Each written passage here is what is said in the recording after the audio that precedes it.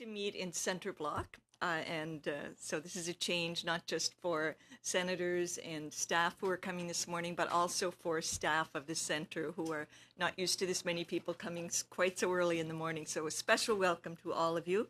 And this is our first Open Caucus for 2019. And today we'll be focusing on what we think is a very long overdue subject, and that's the opioid crisis in Canada. I'm Jane Cordy. I'm a senator from Nova Scotia, and beside me is Senator Gagné, who is from Manitoba.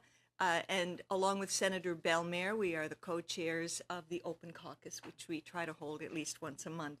I'd like to take this time to thank Andrew Miller, who's standing at the back. Most of you probably met him. He's pretty precise. He told me this morning that I could start the meeting in exactly 1 minute. So he's definitely a detail guy, and this is his first Open Caucus that he's organized, and he's done a great job. So thank you very much, Andrew.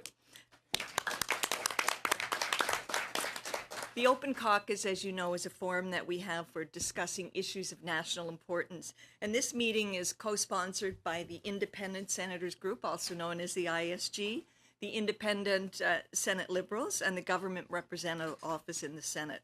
And this is a non-partisan caucus, and it's great to have it. It's open to all parliamentarians. All of our Senate colleagues are invited, and MPs are also invited, staff, media, and the public. On a per capita basis, we know that Canada remains the second highest user of opioids in the world. In Canada, there has been a rapid increase in overdoses and deaths caused by opioids, especially from highly concentrated forms such as fentanyl. Between January 2016 and June 2018, more than 9,000 people have lost their lives in Canada due to the opioid-related causes, with an average of 11 deaths a day. That's astounding. Those statistics are astounding.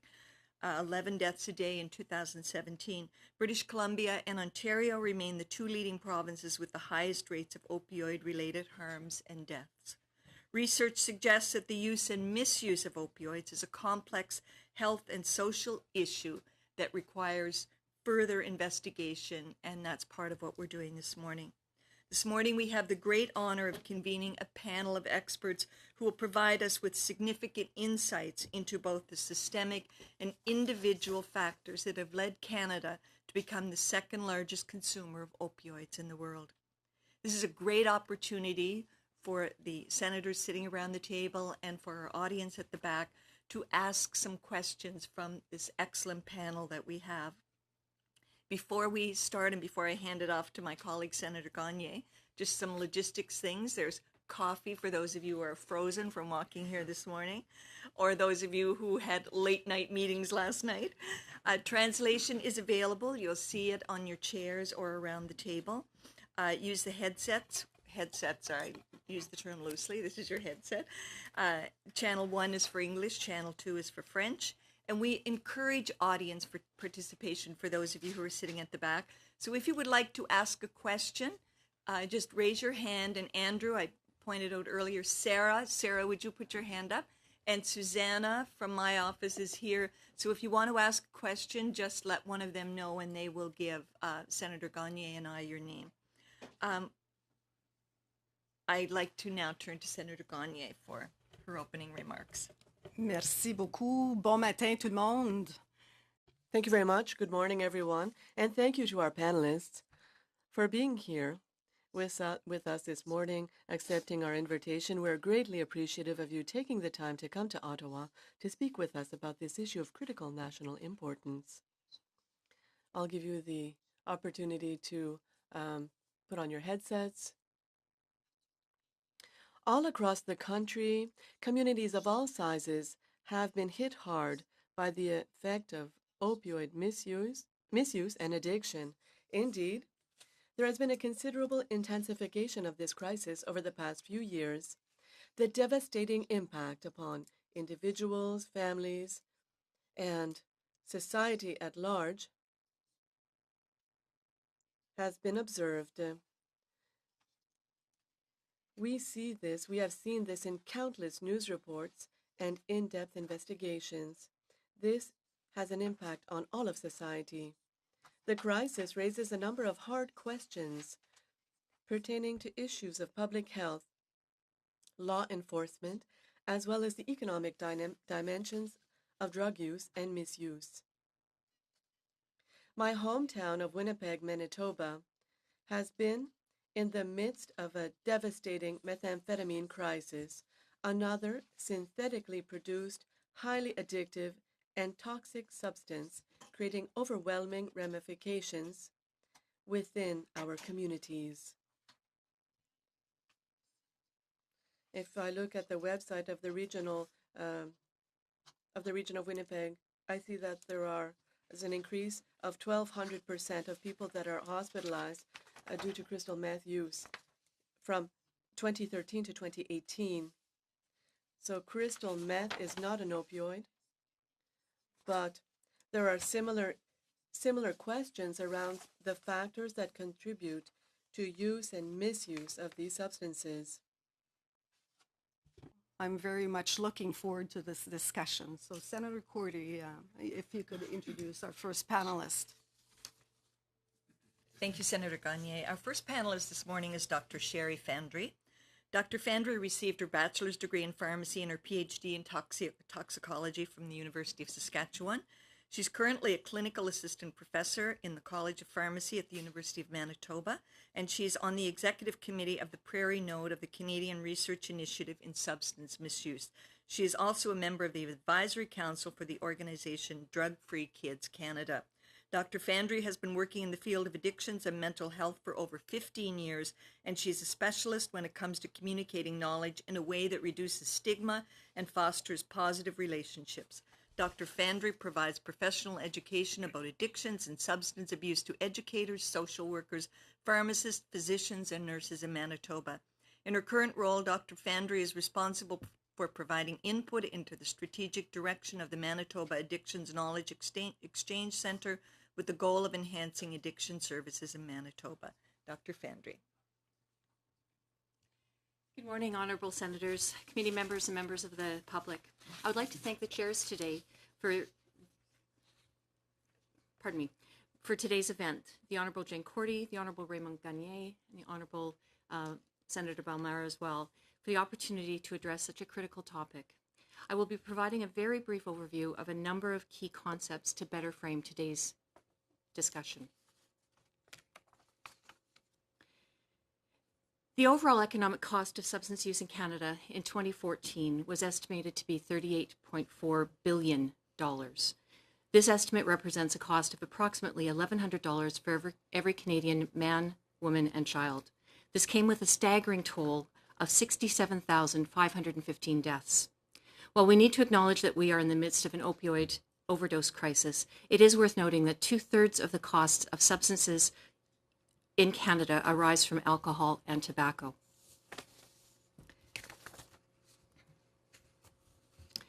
Canada continues to experience a serious opioid crisis. Across the country, it is having devastating effects on the health and lives of many Canadians, their families, and their communities. 2017 is the most recent year for which we have complete data, about 4,000 deaths. Tragically, more than 9,000 people lost their lives in Canada in the 1.5 years between January 2016 and June 2018 related to opioids. This equates to people dying from illicit drug overdose every day. The opioid epidemic has affected every part of the country. However, certain regions have been impacted more than others.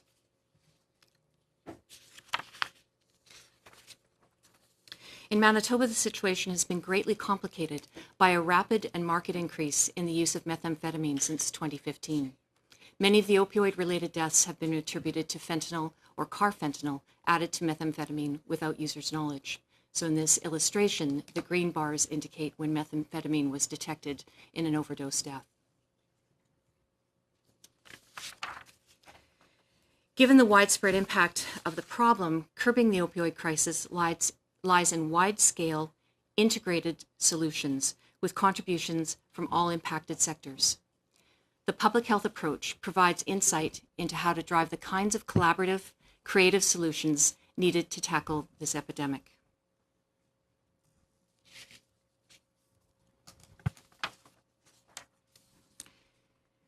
Many Canadians use substances, and the vast majority do so in a responsible and moderate fashion. There are different levels of intervention depending on where you are in the spectrum of substance use. Intervention at lower levels of risk is more effective in terms of cost and success. Addiction involves pleasure and pain, motivation and impulsivity. It has its roots in both genetics and the environment. Early, experimental, social substance use is motivated largely by the positive reinforcement of the substance. It feels good. Increasing amounts and frequency of use may lead down the path to compulsive use, which is driven by negative reinforcement. Once a person is addicted to a substance, they no longer talk about how good it feels.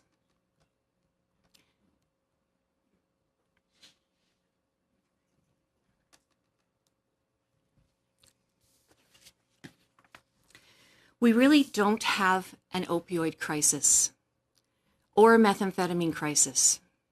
We have a trauma crisis, a housing crisis, a poverty crisis, a stigma crisis. Fentanyl and methamphetamine are symptoms of unmet needs. One of the most important questions to consider about substance use is, why do people use substances? The main motivations for substance use fall into two general categories: to feel good or to feel better. Problematic substance use disproportionately affects those with low income, the unemployed, people with disabilities, and Indigenous communities.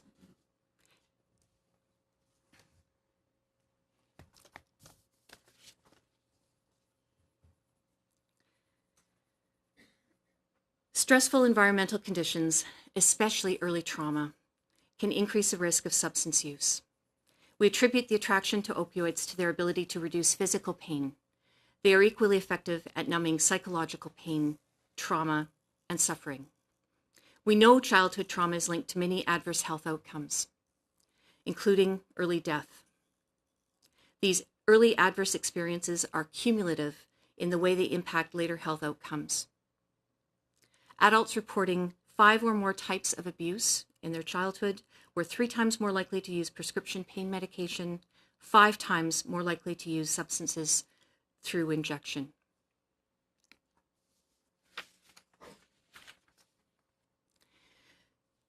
We need to consider the effects of colonization on Indigenous communities as well.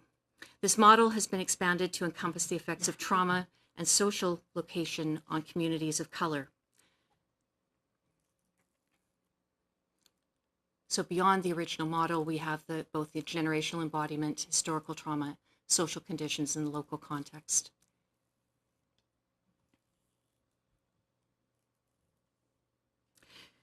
Trauma is historical, structural, and political. The science, for example, epigenetics, has finally caught up. Impacts of trauma are embodied across generations in these communities. Differentiated response would look like white communities being validated, empathized, resourced, restored, while communities of colors are shamed, questioned, ignored, stigmatized, and criminalized. We must resist the urge to look for simple solutions to the current overdose epidemic. The factors that either contribute to or detract from positive mental and physical health are complex and interrelated. There is no silver bullet.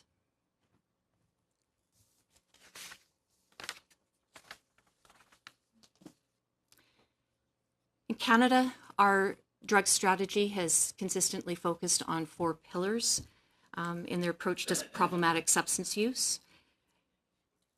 In the past, drug strategy in Canada has largely focused on law enforcement and community safety. In the past several years, more emphasis has been placed on developing effective harm reduction strategies. Treatment and recovery are still vastly under-resourced.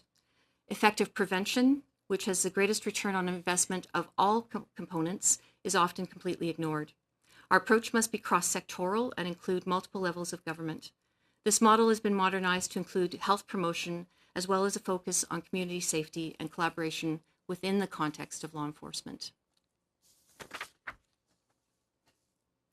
And as I said, prevention, early intervention have the greatest cost effectiveness, the greatest benefit to cost ratio. We know that they provide high value, positive outcomes at a relatively low cost. Whereas if you wait until people have gone down the stream towards, tumbling off of Niagara Falls, it becomes very, very costly. We need to embrace the value of moving upstream. Finally, a word on some of the barriers to recovery. There are many political, economic, systemic, and social barriers to accessing effective services, and this has contributed to the severity of the current overdose crisis. One common, yet almost invisible barrier is stigma.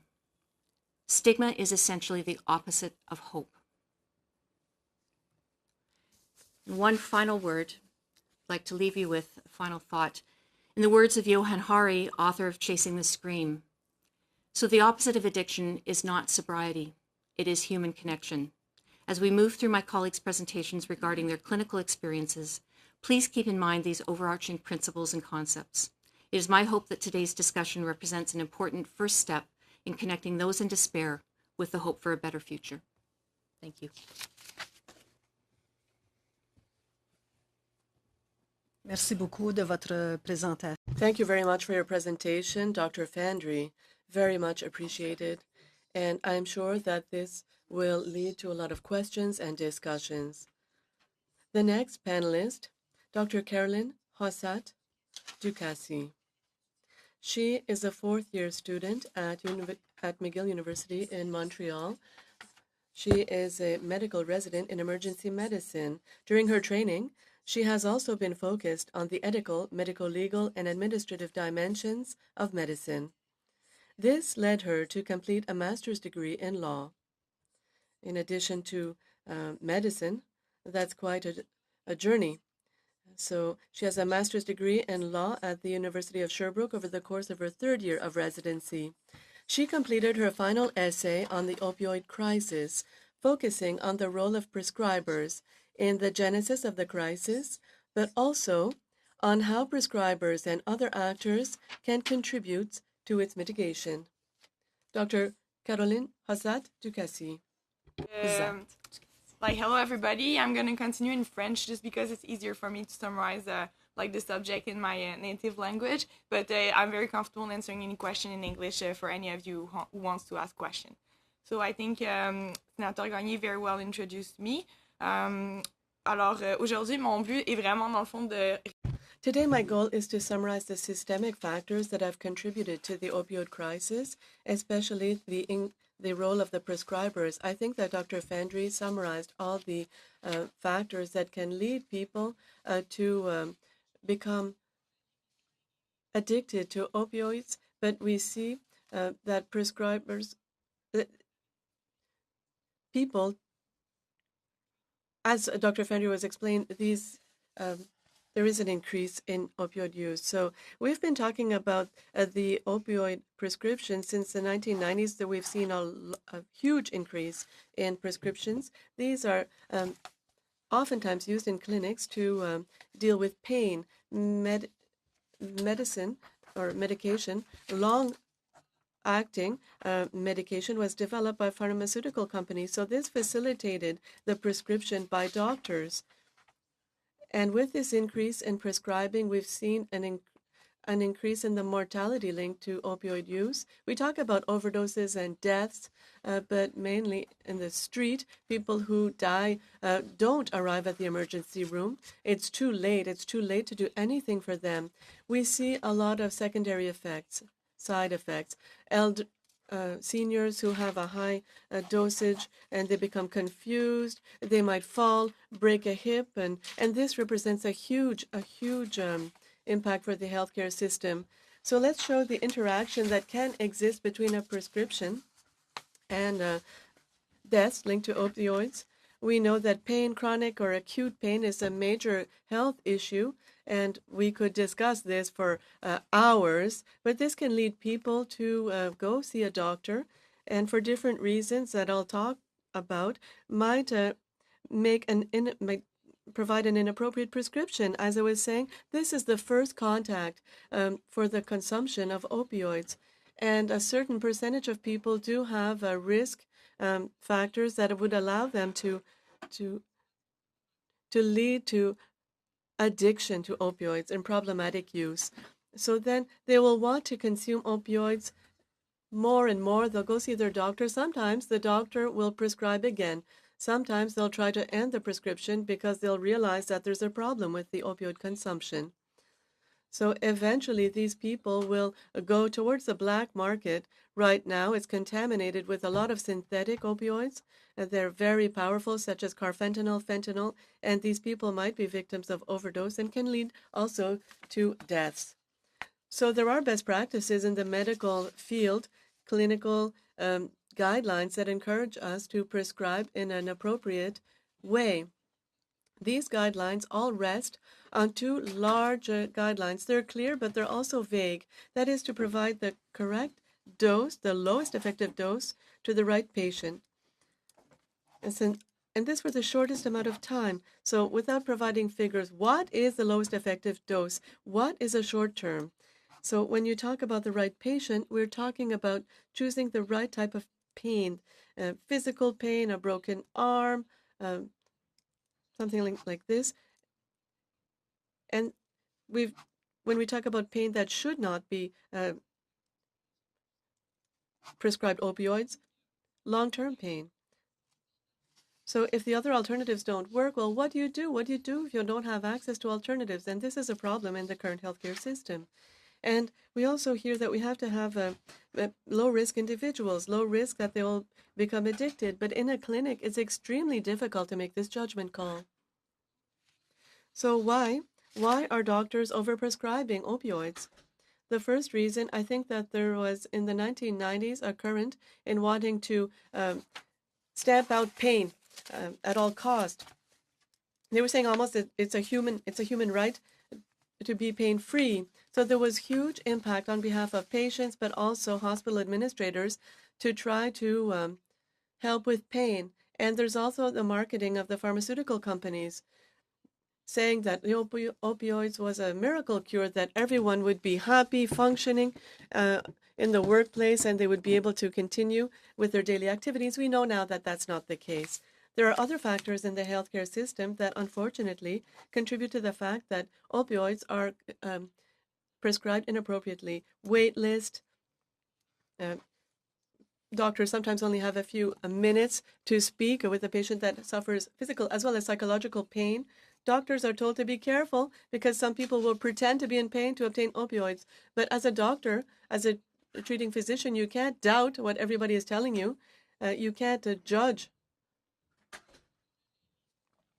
So once again, it's impossible to do an appropriate assessment. There are other alternatives to deal with pain. You think of physiotherapy, psychotherapy, manual therapies, but this is not paid for by the current insurance system, either federally or provincially. A lot of people don't have access to these different forms of treatment, and the wait lists are very, very high for the few alternatives that exist. Now, if we talk about systemic barriers, I think that the College of Physicians and Surgeons have a role to play, and they can regulate the practices of their members. We know their role is to protect the public against bad medical practices. There has been no lawsuits in Canada in this regard. Sensitization efforts or awareness efforts are beginning. Doctors are not ill-intentioned. They're not trying to hurt their patients. There's a lot of work that has to be done as to who is prescribing what and how, and to try to raise awareness by saying, okay, your practices is atypical with regards to the average. You need to readjust. I think that the information system must be improved. Doctors have to have easy access to their patient's medical history. If someone is at the emergency room, we don't know what medication they're taking. We need to have better regulation in 2019 to have a better regulation of this. Dilemmas with regards to opioids. We don't want to overprescribe. We don't want to underprescribe and have people suffering, especially at end of life. I believe that opioids have to be available. We can't just ban them completely. I think that doctors will have to do a follow-up with the patients, but we can't forget the reality on the field. There's a lack of frontline doctors. It's hard to obtain informed consent and pain. If the pain is addicted or is suffering in pain, it's very difficult. We have to train the doctors. We can't criminalize them either, and make them feel as if they're being watched in some way. So this summarizes education and better communication with regards to doctors as well as patients. We need to invest in technology to allow a better knowledge of the patient that's in front of us. We have to have interprofessional collaboration between doctors, pharmacists, and others who can help in pain management. Thank you. See? Our next presenter is Dr. Turnbull, and Dr. Turnbull, welcome back to Parliament Hill. I know you spent a lot of time on Parliament Hill when you were president of the Canadian Medical Association, so welcome back. And Dr. Turnbull is co-founder and medical director of Ottawa Inner City Health, an organization which works to improve health and access to healthcare services for people who are chronically homeless. From 2008 to 2017, Dr. Turnbull served as Chief of Staff of the Ottawa Hospital, and prior to this, he was also Chief of Clinical Quality for Health Quality Ontario. Dr. Turnbull remains committed as a medical educator with special interests in poverty and health inequity and associated health policy, both nationally and internationally. So welcome, Dr. Turnbull. Very much. It's a great honor to be here, and I'd like to thank our chairs and all those honorable members for hearing me out. The perspective I'll give today, if you'll allow me, is that of a frontline care provider, somebody who is addressing or attempting to address this challenge every day. And just to give you a sense as well of, this is not a homogeneous problem. It's a very heterogeneous problem. So the group of individuals that I see are those people less than a kilometer from here who are living in circumstances comparable to where I work in the developing world of Bangladesh, Nigeria, Kenya, and the Balkans. Their life expectancy and outcomes are worse than many of those jurisdictions. And that's less than a kilometer from here. So I care for the chronically homeless, those people with mental health, and the majority of them have an addiction. And so that's a unique population, so I wanted to be very clear that that's the part of the elephant that I look at. And so we provide comprehensive services for that community, from primary prevention to secondary prevention, primary care, specialized care, end-of-life care. But of course, the majority of our challenges relate to mental health and addictions because that's what the majority of our clients experience. Just to put this in some context, probably 5 years ago, I said the worst thing that could ever happen to me was crack cocaine. We had alcohol, non-beverage alcohol. We had some crystal meth. We had then crack cocaine, and that changed everything. I didn't think it could get worse until the opioid crisis came. About 2 years ago, I was seeing approximately 1 or 2 heroin addicts at any one time. I would see probably 2 overdoses in a month. I now have 150 heroin addicts. I have 5 overdoses every day. And with that, the concomitant associated mortality.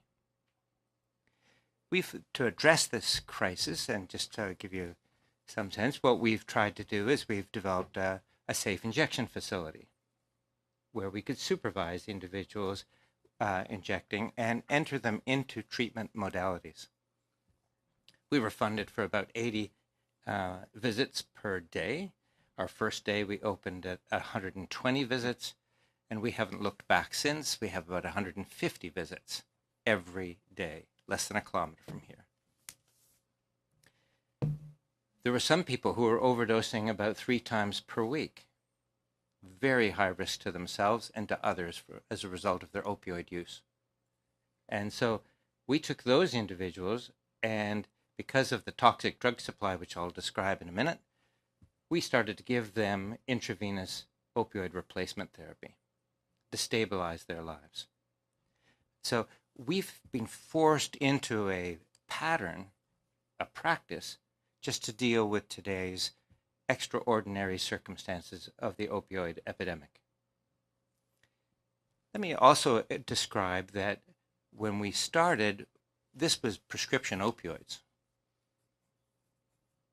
Then came fentanyl, game changer.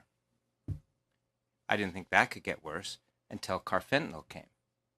Now we have aquafentanyl, terfentanil, and we have other opioids that just has numbers now. When we test our drug supply that people are injecting within a kilometer from here, and they say I'm taking heroin or purple heroin, the one thing it does not have in it is heroin. It's fentanyl, carfentanil, or other derivatives that are so potent that they cause an enormous amount of morbidity and mortality for injection drug users. So that's the context that I deal with every day. I see young people, I see adolescents, I see people who are on average 30 to 37, males, white often, but a very significant component of our Indigenous community as well. Now, what are some of the lessons that I've learned in trying to address this challenge? Some of them are the drug supply is hugely toxic. There used to be a safe drug supply, or people used to say, oh, I can trust my dealer. That is totally incorrect. Carfentanil and fentanyl is in the crack cocaine. It's in all other the methamphetamines, as we've heard, and it is the heroin that we're dealing with. And because it's so potent, it makes other oral replacement therapies like methadone or Suboxone ineffective. It makes my management of overdoses so complicated. 1 dose of naloxone, 2 doses used to be fine. Now it's 10 doses of naloxone. Remember, the kits only have 2 doses. So the drug supply is toxic. And then the other thing that you should know about it is it's changing. It's not changing over the course of months or years. It's changing by weeks. So whatever we do and however we respond, you have to understand we have to respond in terms of weeks. We don't do that well in health services delivery, in any of the other facets in trying to address the opioid crisis, such as social services. So the drug supply is toxic. Traditional approaches that we've had towards abstinence-based treatment facilities, residential often, 21 days. You've already heard that this is a complex problem arising from complex circumstances, mental health issues, histories of trauma. These are not going to be solved in 21 days in a residential treatment facility.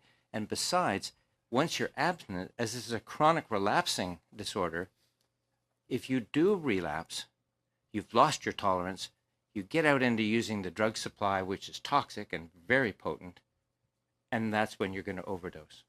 You come into my hospital, we'll make you abstinent for a period of 7 days and allow you then to go back into the community and put yourself at very high risk.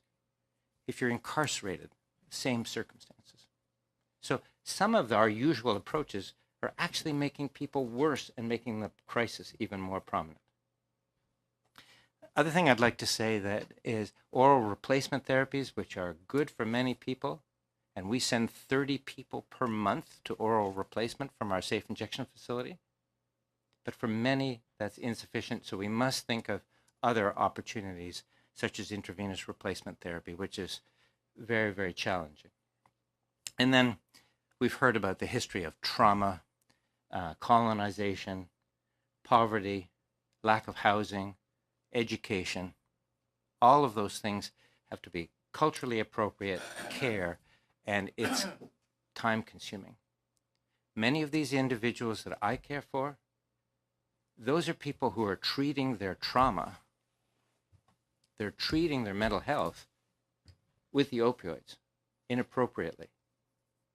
And so we have to be able to offer them something better, yet those facilities don't often exist easily within our community and not within the grasp of many of the people that I serve who can't, they live in such crisis every day. It's, what am I going to do not tomorrow or the week after? It's what am I going to do in the next 12 minutes to address the voices, my depression, and my addiction. So it's a world filled with crisis, and it's very short-term solutions for them that are going to be effective. The other things I'd like to say is that we need all aspects of comprehensive therapy, from harm reduction to treatment to prevention. And I think that as we move ahead, we're going to have to think that we have to now start to work with all of our colleagues, housing colleagues, judicial colleagues, social services colleagues, those people that look into entitlements, etc. And then as for the origin of the crisis as one of our questions, I agree exactly with all of the things that have been said about the origin of the crisis. But in my world at this moment, prescription opioids is not the problem that's killing people. Those days are gone for me.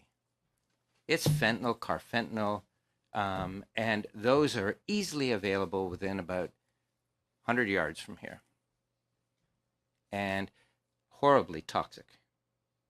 So whereas we have to stop getting more people addicted, I appreciate that, and I'm totally supportive of it, and we should ensure that we inform our physicians and make sure that they practice well. But at the moment, we have a crisis outside that's killing people that's probably not prescription opioids. It's the potent synthetic opioids that have followed that. Enforcement, we have to work with our enforcement colleagues, and treatment facilities have to be prolonged, addressing the complexity of the circumstances that brought people to the setting where they are dependent. But we have to stabilize those individuals first and prevent them from dying from an overdose. And you have to understand, if somebody's overdosing 3 times a week, it's only going to be a matter of days before they die. And so the last thing I would leave you with is to say that this crisis is forcing us to really think about where we should be in terms of drug policy and how we try and enforce a drug policy system. And should we be penalizing those people who unfortunately are desperate enough to take opioids as injection drug users? Or should we be trying to move our efforts towards preventing the crisis in the first place? And so I'd ask all of us to really think about, is this the pathway that's leading us to success at the moment? Because I personally am not feeling that. Or do we have to ask ourselves much more fundamental questions about where are we with drug policy in this country? Thank you very much. Merci beaucoup, Dr. Turnbull. Thank you so much. Thank you so much, Dr. Turnbull. This is quite shocking. Thank you very much, and it's going to lead to a lot of questions. Our 4th presentation will be given by Dr. Esther Tailfeathers. Dr. Esther Tailfeathers was born and raised on the Blood Reserve in Alberta. Dr. Tailfeathers is currently the medical lead for the Population and Public Indigenous Strategic Care Network. She has worked in many Native communities, including the Blackfeet Reservation and the Blood Reserve, for almost 17 years, as well as serving the remote northern community of Fort Chipewyan. Fort Chipewyan is in the northern part of the province. Most recently, she has been working with her community in response to the fentanyl crisis, which started in the fall of 2014. Dr. Tailfeathers. Thank you. Thank you very much. I'm very honored to be invited to this table. Such distinguished people and such caring people for the people of Canada. Thank you, Senator Cordy, Gagné, and Senator Bellemare for the invitation to come, and all of Senate to give the opportunity to speak about what I think is a case scenario of what happens to Indigenous communities. Also to my fellow panelists for the great presentations and the amount of knowledge that we have collectively, and hopefully help for moving forward. Anyway, my community is the Blood Reserve. It's a reserve in southern Alberta, which is the largest reserve land-wise in Canada and has a population of 13,000. Most of those people living on reserve, with a population of about 7,000. In the fall of 2014, we started seeing some overdose deaths, and I work in the emergency room, and we started seeing, increasing overdose deaths and a number of people coming into the emergency room. We were not screening for fentanyl. We were screening for the typical opioids that we see in overdose. And when we started seeing that it was using more and more naloxone to be able to reverse the overdoses, we started screening for other opioids, and fentanyl came up on the screen. Originally, it was thought that it probably came from an animal or a veterinarian and was being distributed that way, and we were looking for where it was originating from. Anyway, in my community, we started seeing deaths, sometimes 2 to 3 a week, mostly young people between the ages of 20 and 30. And that range actually has expanded to 14 to 60 in terms of overdose deaths in our community. And we had to do something. We didn't see this happening anywhere else in the province and in the country, as we were one of the first communities to start experiencing the deaths. So we had a huge discussion on what are we going to do for solutions in our community. And the biggest and most difficult discussion is a discussion concerning abstinence versus harm reduction. Many of our people are still in the alcohol treatment or the alcohol addiction journey, which is mostly abstinence-based. And so when we started talking about, number one, instituting naloxone on our reserve when it wasn't used anywhere else in the province, let alone the country, by lay people, it was a huge discussion. And many of the older people or people that didn't understand it asked, well, aren't we enabling them? And one of the people at the table said, well, you can't enable a dead body. So people started to recognize that harm reduction was the route that we had to take. So we went and did an all-out blitz. We brought naloxone to the reserve. We did train the trainer. We trained and had a number of huge community sessions where we trained people to use naloxone and to have it at hand at home. So between August 2014 and March 2015, we experienced at least 20 deaths in our community, if not more. And on March the 30th, because of the work that was done with the naloxone, for 3 months we had 0 deaths in our community related to overdoses because we instituted naloxone. Nowhere else in the province or the country had a First Nations done this, and at one point there were no rules by Health Canada, so we went ahead and did it because there were no rules, and there was some there were some repercussions. But I think now now that the country is using naloxone, I think that we were actually rewarded. The second step that we took was the introduction of opiate replacement therapy, and we started working on licensing ourselves with Suboxone, and only 2 physicians on reserve received the permission to use Suboxone. Nobody out of our colleagues was interested in in prescribing Suboxone, and there are many colleagues in our area that could have helped and still haven't helped. So the burden lays on those physicians who are prescribing opiate replacement therapy and are not supported by the physicians around them who should be actually starting to use evidence-based medicine and opiate replaced therapy.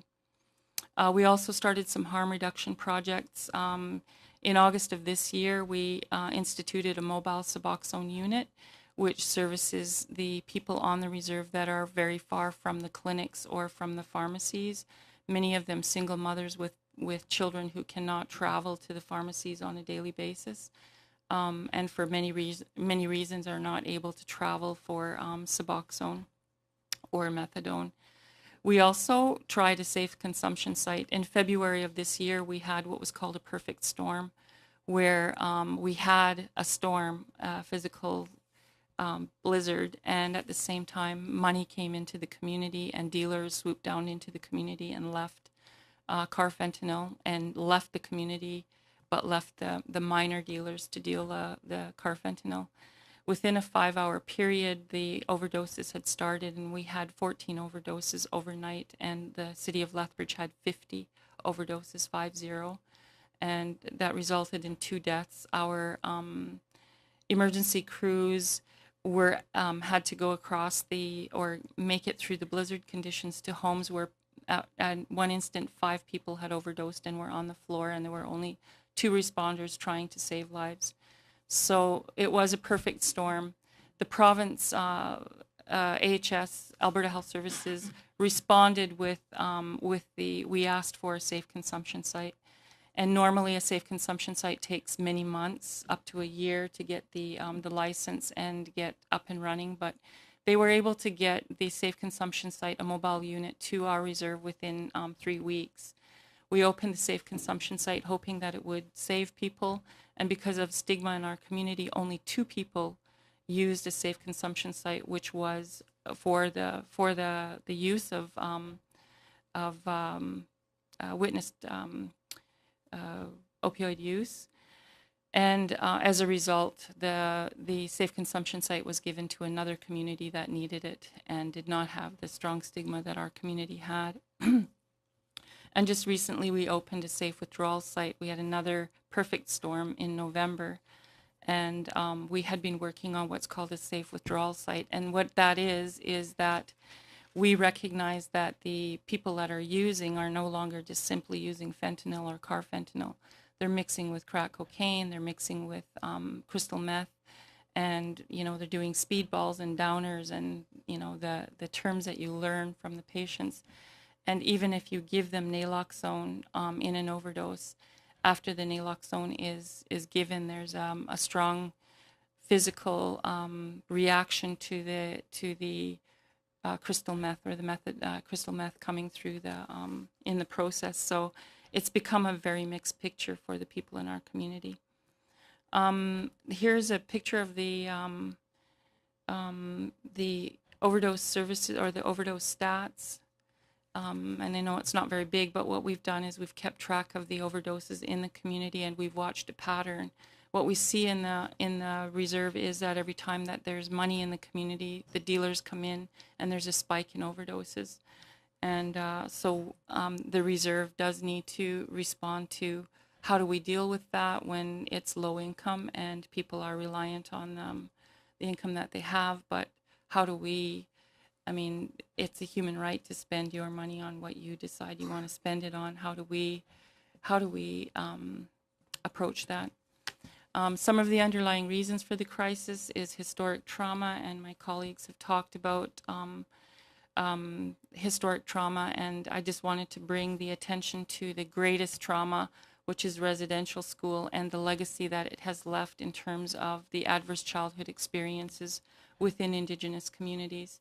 And I think that the visuals that my colleague here had given on the ACEs, I will use as well, but that has made the greatest impact in terms of trauma in our communities, and it has continued.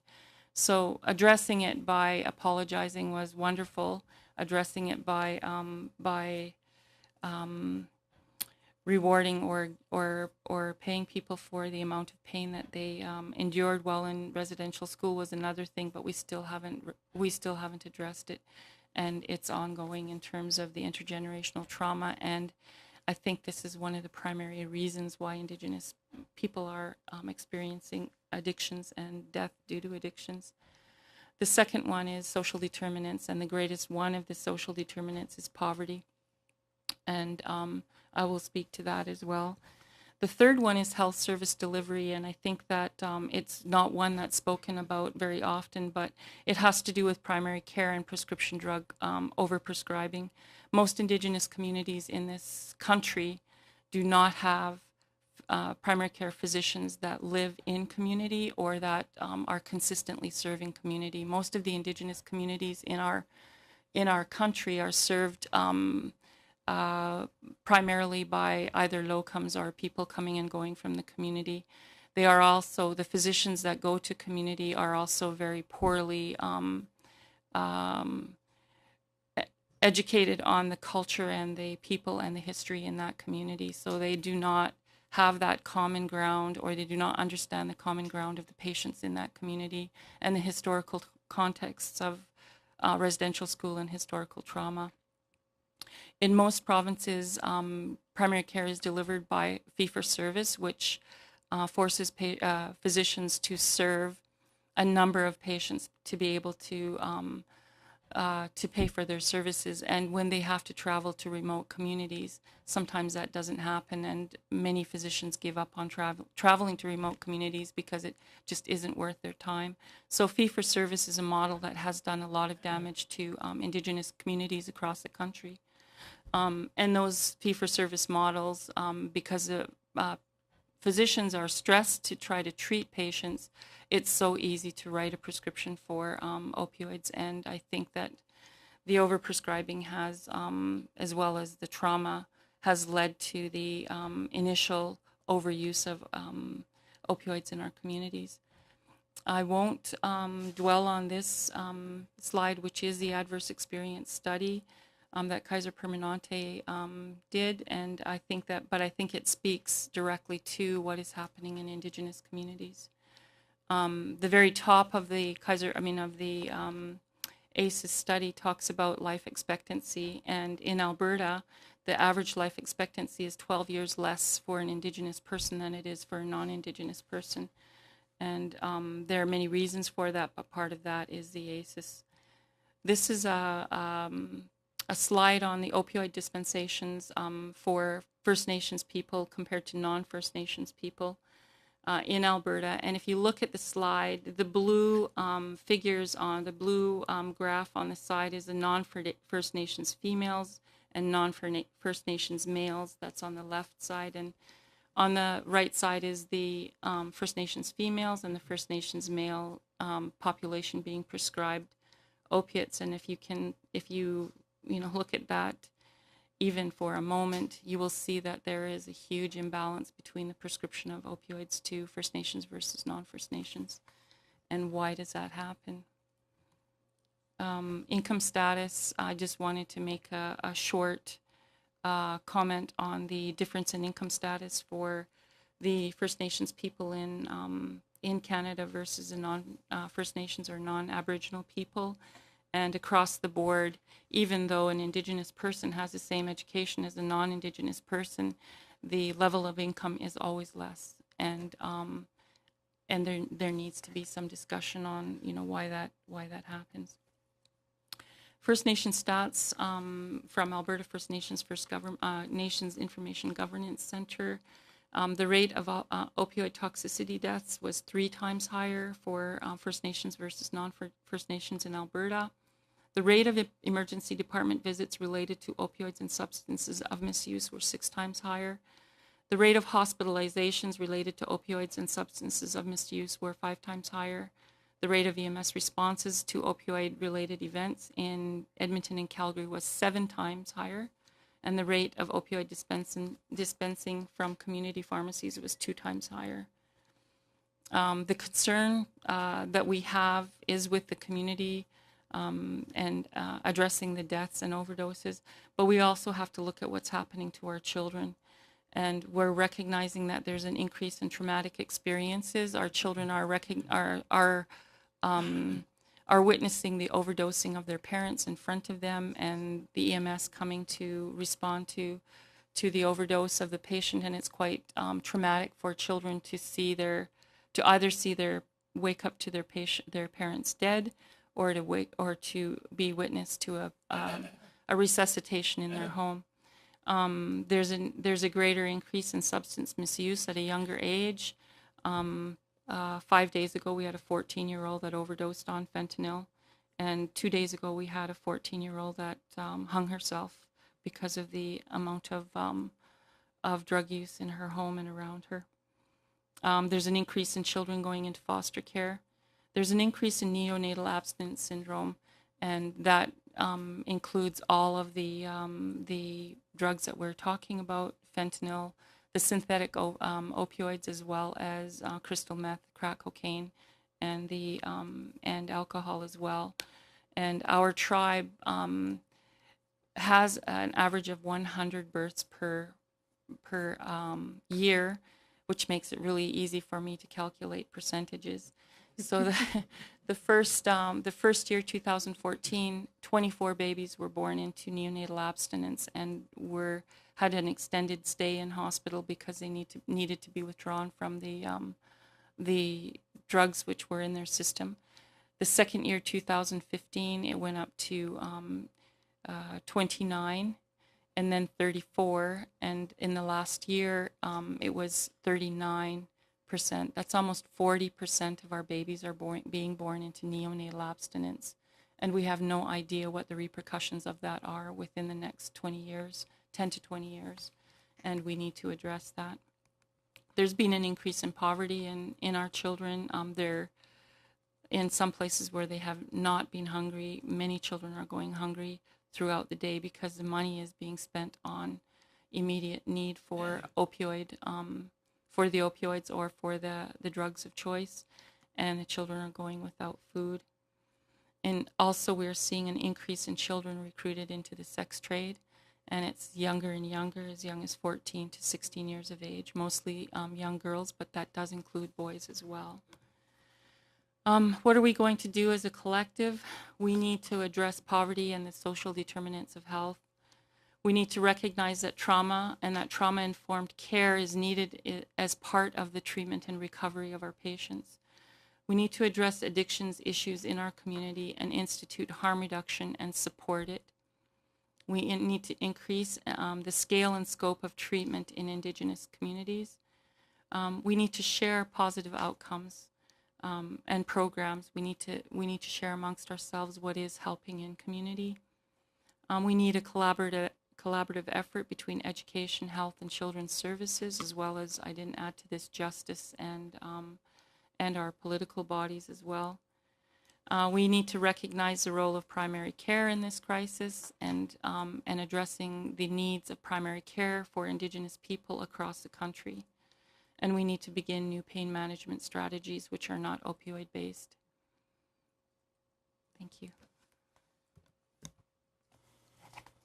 Thank you very much, Dr. Tailfeathers. I have to say, I thought I was reasonably well read on the opioid crisis, but after listening to not even all of our witnesses, I'm just in shock. Anyway, our last presenter this morning is Dr. John Weeks, who is Director of Research and Academics at the Waypoint Research Institute, a part of the Waypoint Center for Mental Health Care in Pentagouchene.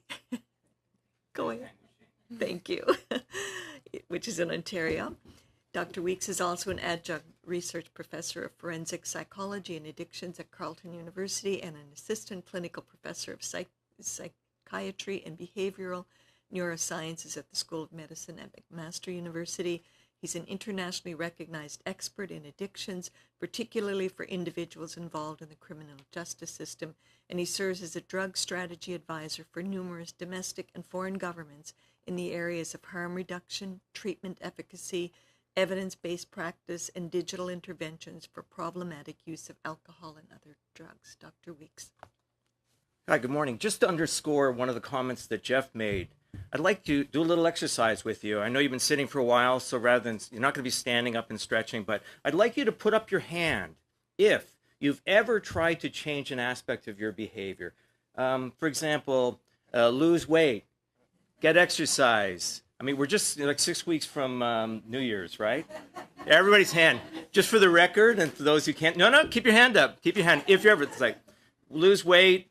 I actually just lose weight and exercise. That just did it for everybody. But biting your nails, forgetting, don't pick your nose in public, and so on. So, if you still have your hand up, keep your hand up. If you've tried to change that behavior and it worked for a while, and then you kind of reverted back to your former habit. Okay, just for the record, and for those who can't see on screen, everybody kept their hand up. So if that's, you can put your hand down now. Or you can leave it up if you want. If that's the case, with the kinds of things, whatever it was that you just thought about, that aspect of your behavior, why and how could we think and expect people who have been engaged in drug use, as Jeffrey commented, basically all day, every day, to change their behavior? The majority of the clients, if I put on my clinician's hat, when I was a clinical psychologist, now I'm in management. I probably am safer that way. But truly, if the majority of people, I think it's fair to say the majority of people I worked with either can't stop or won't stop. What are we going to do? Say, oh, sorry, can't help you. Why don't you come back when you're able to change your behavior? No, we don't work. It doesn't work like that. A very good colleague and friend of mine, Dr. Diane Rothan, one of the former coroners of British Columbia, mused to me across a table like this one time a few years ago. She introduced me to harm reduction about 20 years ago. She said, hey, John, what do you think are long-term abstinence for people who are seriously dependent on one or more drugs? Maybe 10%? 1 in 10. Now, that's not that scientific on Diane's part. I don't think she was trying to imply that. But if that's the case, even ballpark, this really, I think, underscores the phenomenon, the human behavior that we're dealing with, that Jeffrey's comment, it's a chronically relapsing condition. In contemporary intervention, this is how we recognize and work with people. That's why notions about reduced use, moderated use, and so on have been so much into the fore, is recognizing the realities. While abstinence may be what the gold standard, what we would hope to achieve for an individual whose life is in complete chaos, the realities, the realistic side of it is it's not achievable for that person. So I'm going to make a few brief comments about the population I've spent most of my career, last 30 years working with, that's involved people in the criminal justice system. But I would like to say merci beaucoup à tout le monde. Thank you for the invitation. Thank you for the opportunity to be here. I have the honor of living and working in the land of the Anishinaabe and ancestrally the Huron-Wendat people in Penetanguishene, which in Ojibwe means, our healer at the hospital tells me it means one of two things. We have lots of both, the land of the rolling hills and the land of the rolling sands. So I'd also like to recognize the fact that we are on unceded Algonquin land. And so I would say Chimugwech for the opportunity for all of us to be here and exchange this really important public health emergency. So I've worked in the criminal justice system for about 30 years with people who are one way wrapped up in our jails and prisons and so on. The research that I've been involved with, and it's not just my research, people I've worked with and I'm aware of, the estimates are around prevalence, conservatively, small c, around between 7 out of 10 to maybe even 8 out of 10 individuals who come into contact with the criminal justice system, wind up in a prison or jail in Canada, are engaged in problematic use. And as Sherry quite rightly pointed out, in terms of the range of intervention responses that we offer, those correspond to the level of severity associated with their problematic use. And notice I'm distinguishing between use and problematic use. And then sort of like, if you conceptualize it on a continuum, at the far end is extreme use, and really many of the people who Jeffrey is working to support as a human service provider and healthcare provider are at the extreme end by virtue of his brief description. I think that was probably pretty clear. As severity goes up, the severity of an individual's problem goes up, so does the likelihood they're engaging in, for people involved in the criminal justice system, and I assume elsewhere, so does the likelihood that they're engaging in consuming a variety of drugs, including opioids. Or, but I think it's sort of subsumed with under the term, and I wanted to put it out if you're not familiar with it, novel psychoactive substances. These are compounds and synthetics, semi-synthetics that are constantly evolving and changing. And one of the big challenges for healthcare providers and indeed for legislators in Canada and elsewhere in the world, it's really problematic in the UK, something I'm familiar with there, is the changing nature of what it is that the compound it consists of. Tweak it a little bit, now it's different than what the legislators were trying to get their heads around. As the severity goes up, so does the likelihood of criminal involvement that's either directly or indirectly related to consumption. Directly related, under the influence at the time a crime was committed. Indirectly, or what we refer to as acquisitive crime, crimes committed in order to acquire funds for drugs. Robberies, thefts, and so on, as well established. There's a lot of really great interventions happening in Canada, and I don't know whether you know it, but the Correctional Service of Canada and other agencies in Canada, correctional jurisdictions, are amongst the leaders in the world in terms of a rehabilitative ethic and ideal, and worked actively to assist offenders or people involved in the criminal justice system in changing their behavior and reducing the likelihood of being involved in crime and drug use following release. Are drugs available in prison? Yes, they are. You think, how could that possibly be? This in society is the most secure environment happening, available. And I always think, if you've ever seen that old, it's not that old, but the Simpson movie, where they hermetically seal the town of Springfield over some big dome. I think they keep Homer Simpson out, probably a good thing. Maybe if you could do that to a prison, you could keep drugs out. But because so much traffic going in and out, and now you hear about drone incursions and people like firing arrows over with drugs and pills, and I don't want to give people ideas, but into prisons and so on, it's very, very difficult, despite best efforts, to reduce the availability of supply of drugs to meet the demand within prisons. So as a result, you do have people presenting having consumed who knows what, because that's one of the big things in this. I think the message is, I hope, has been clear here, but the people don't know what they're consuming. It's kind of a white powder, it's small amounts, you've got fentanyl patches, it's easy to get into a prison and so on, despite ion scanners, despite drug dogs, and so on. Very, very difficult. So you have people who literally are consuming toxic levels of some unknown substance, so it's drug poisoning.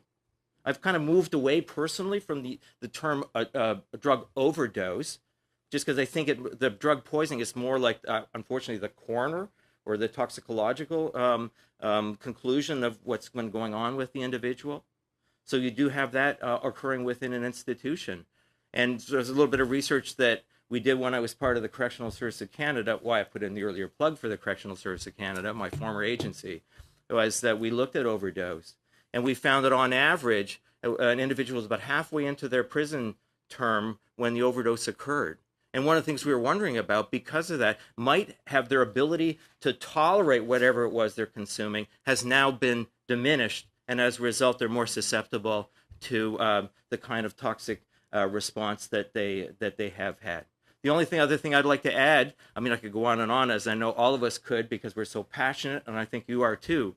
On release, one of the highest risk times for an individual is the initial release. They're trying to catch up.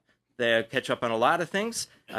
Sure you can imagine, and part and parcel of that might be partying up with drugs. It's very, very evident in the literature that the few hours and days on release in the community are the highest risk for consumption of consuming a substance that they don't know what is contained within that substance, and as a result, they consume potentially a toxic and fatal level of the drug, as Jeffrey was talking about, fentanyl, carfentanil, aquafentanil. Actually, you mentioned a couple of I'm not even familiar with, and that's part of it. Even in the business, it's always changing, always evolving, and what's coming next, and so on.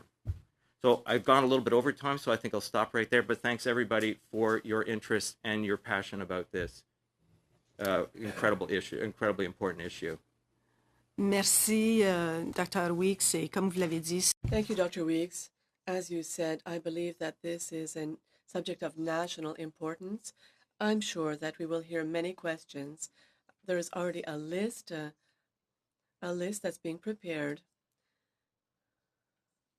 We will go to the question period, and we have about 40 minutes left. We will begin with Senator Munson. Sorry, I wasn't quite ready for so, that. So early, but I'm Senator ready. Munson, if you're not ready, maybe. Yeah, I'm ready. Yeah, sure. I'm ready, the but floor is yours. the word I'm ready. The word shock was used by Senator Cordy, and I've been taking notes because I live in the same town here as Dr. Ian Turnbull, and we've shared conversations before in the past as in your other capacity, and this morning, I skated to work the first time, and to the new Senate of Canada building, and I skated to work with great optimism. The canal was beautiful this morning, and there was just a happy face. And then you talk about, and I know what's happening. It's just less than a block away from the canal this morning at the same time. So it's sobering in many degrees. I'd like to throw your question back to you, Doctor, because I'd like to explore the political aspect of all of this. You talked about it's a world filled with crisis. We only have short-term solutions. And the question you put here, where are we with drug policy in this country? And even in this city, politicians were reticent about having a safe injection site. Couldn't believe it. I had politicians coming to me here locally saying, well, why don't we put it in your neighborhood right in the glebe? And I said, well, why not? Because it's happening in the glebe. We talked about Indigenous people, and we have all surveys about others in poverty and so on and so forth. Well, smart kids, rich kids in this town have died because of this. So it is so troubling. And we have now this injection site here, and I just worry about across the country and where the inaction is with politicians to move this whole thing elsewhere. Because if you put a safe injection site in a small town, it's like, oh, they go to the AA meeting. Oh, that's just down the road. See them walk in there. It's stigmatization. It's all of that. So your message this morning, what would it be to the federal government and the politicians and Health Canada to take even stronger action, a collective action, and a will to face what is, I know the word is overused, crisis. It's beyond that, but just like to have your point of view. Thank you. I was going to call you Senator. Doctor. You don't have to be insulting about this. Dr. Turnbull. Thank you very much, Senator. I'll begin, and my colleagues perhaps have some additional comments. So the federal government, I think, has several roles to play. I think the first one, and we've heard so importantly, relates to primary prevention, education, and making people aware of the crisis and the risks that they and their families are taking. I think that there's another very fundamental role, and that is as those individuals responsible for our Indigenous communities. I think that they should take this very seriously because the impact is huge in that context, as we've heard. I think at the same time, then, as we start to move towards harm reduction, I think there's an opportunity for us because the federal government regulates opioids, and so through the regulatory responsibilities for heroin, etc., allow harm reduction strategies to move in that direction and make that more clearly available. Our health minister has already committed to that to date. However, I must admit there are still some very significant logistic challenges for, myself as a prescriber. Still, that's out of reach for an organization such as mine. So we have movement to go. Now, I think personally that acts supporting safe supervised injection facilities, etc., is really important. However, I think that that's not the solution. If you allow somebody to steal, commit street prostitution, or deal drugs for about $100 a day to get their opioids, then watch them overdose in front of you because they're toxic, and then resuscitate them, and then pat them on the back and say, "Good work, you're alive now. Go back and do that tomorrow." And that's what happens. Personally, I think that that is a necessary first step, but we have to have some kind of back end to that. We have to have some way of moving those individuals to treatment.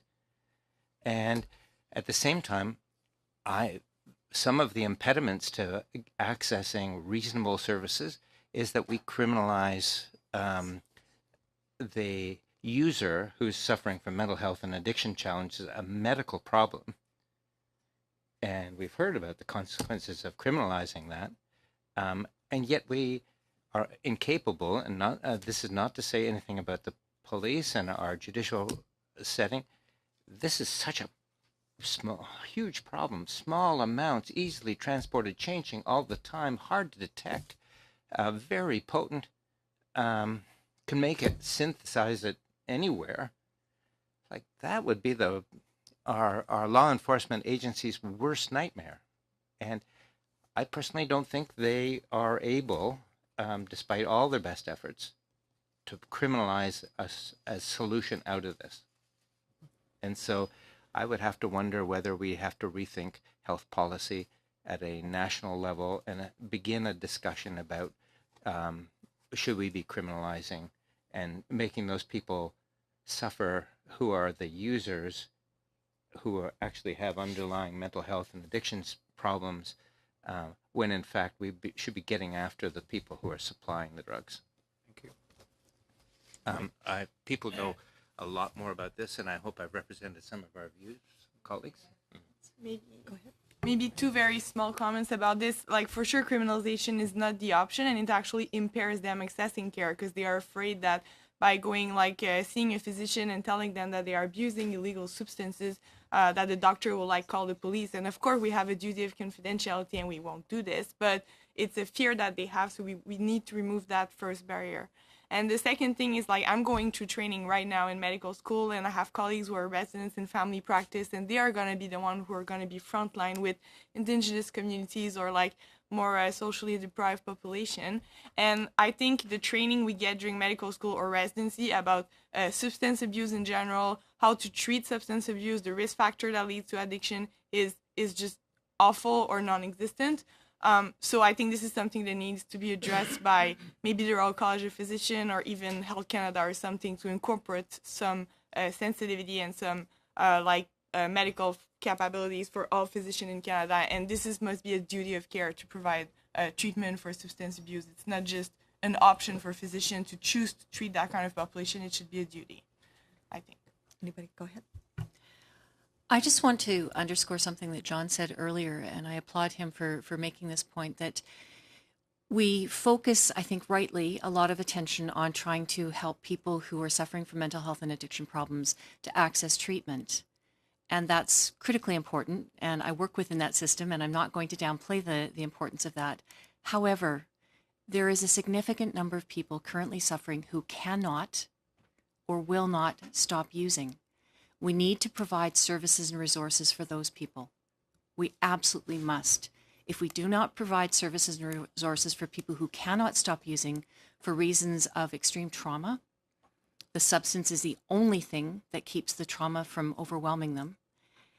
If we don't provide those services, then we are saying that they're not worth helping, and we're essentially signing a death warrant.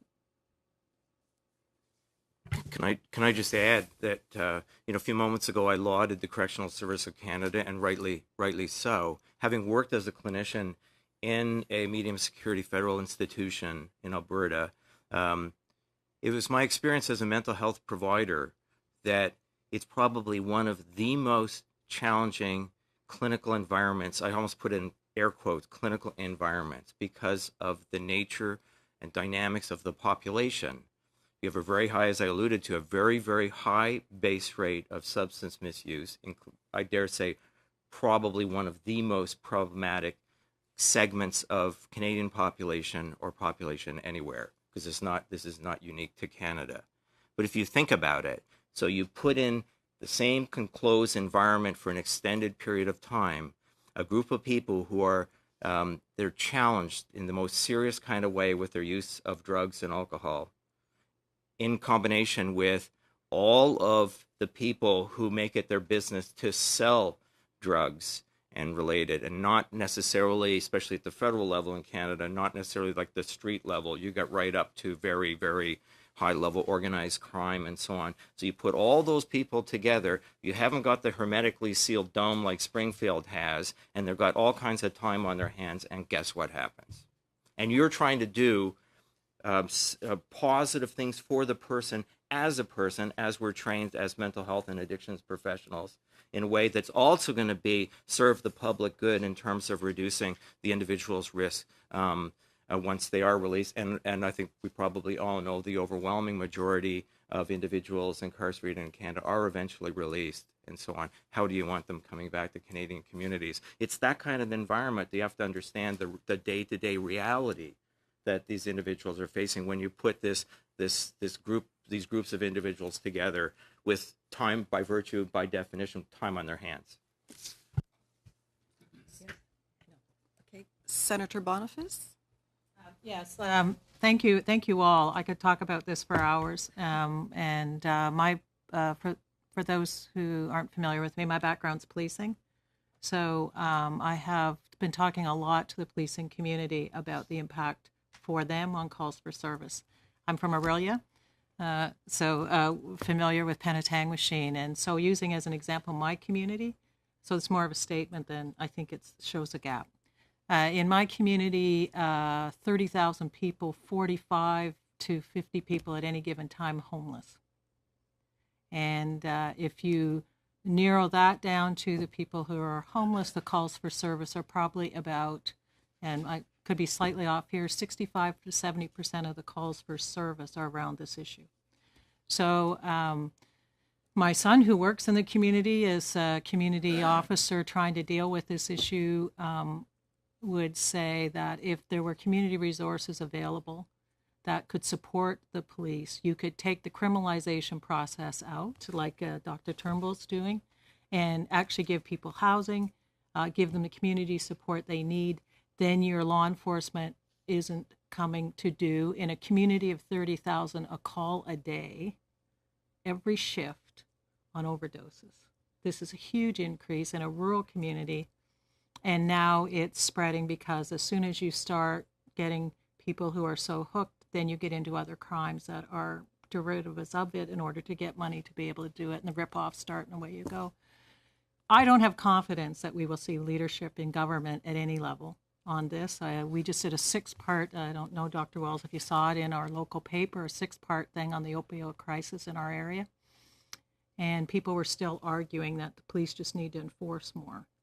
And so for me, I think it's programs like Dr. Turnbull's doing, the work that all of you are doing, and some of the grassroots work that, like the police are doing after the Glasgow model, trying to address what the root causes are. So, I mean, we've heard, a consistent message this morning. We need to deal with the root causes, and I think that somehow we have to move forward on a drug policy and influence people who can make the decision. But I'm worried, as Dr. Turnbull said, that we will be into a crisis we don't even understand within such a short period of time, because we continue to deny that the root causes are part of the issue here. Any comments? If I may, I'd be interested to know what my other colleagues have to say, but I've worked with thousands of individuals with substance use issues, either directly or indirectly. I've never met anyone who this is what they wanted in life. This is what it's a monkey on their back, and they can't get rid of it. They've been doing it so long, it's changed their physiology. They can't live without it, or it's extremely difficult to, so they don't stop. but I never met anybody, regardless of their situation, whether it was incarcerated or not, where this was what their life plan involved. I could just relate a conversation I had a short time ago with somebody who an injection drug user, opioids, brought into a program replacing the toxic drug supply with prescription injectable opioids. She asked for an increase in her dose, and I said, you just can't keep increasing your dose just to get high. And she said, high? You just don't understand, do you? And it was true, exactly true. I did not understand. She said, we do this to get numb, not to get high. The only time that I can feel normal is when I'm on drugs. Otherwise, if I'm off drugs or have to be abstinent, I have to be the person that I was, and I hate that person. So until you can change that person, I'm going to still use drugs.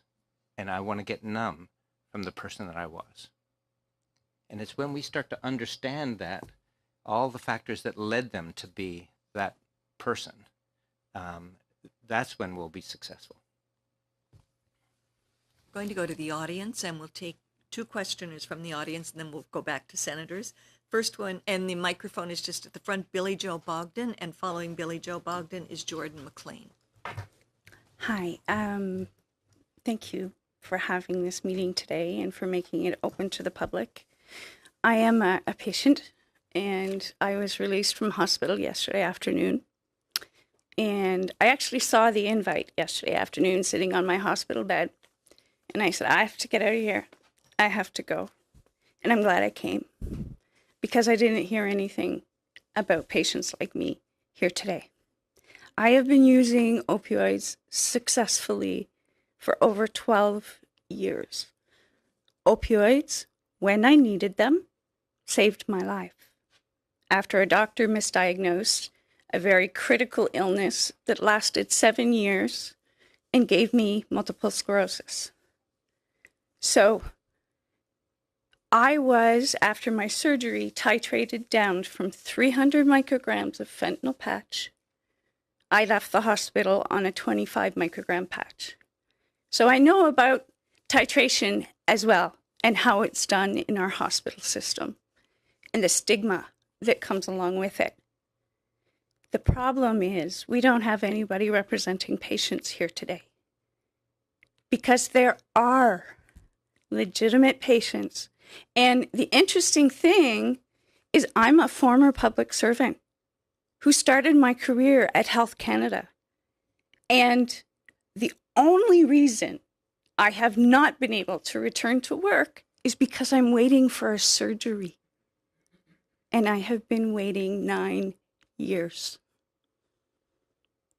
And now it's gotten so bad that I've had 4 hospital visits in the past 2 months. So ask me about how we're spending our healthcare dollars and how we can improve with prevention. Yes, I had to take a lot of opioids, but it was only to survive. A lot of people who take them don't want to take them, but they want to participate in their life. So if I could bring any message here today, it's that the answer has to be made in concert with patients, because they're the ones who are making the sacrifice. I've heard a lot of people here talk about people who have addictions. Let's talk about the people who've been on high-dose opioids and are currently being titrated by their doctor. Nobody is helping them.